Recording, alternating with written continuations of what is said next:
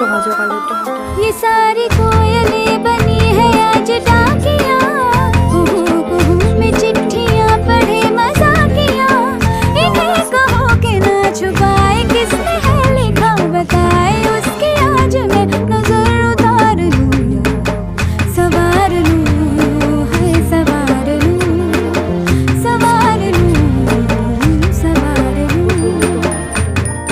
কাজ করতে হলাম, তারপরে রিলস বানাইলাম, তারপরে এত গরম, তারপরে সাড়ে আটটা করছে ফরিয়া কই हवा के झोंके आज मौसमों से रूठ गए, गुलों की शोखियाँ जो घर आके लूट गए, बदल रही है आज जिंदगी की चाल जरा, इसी बहाने क्यों ना मैं भी दिल का हाल जरा।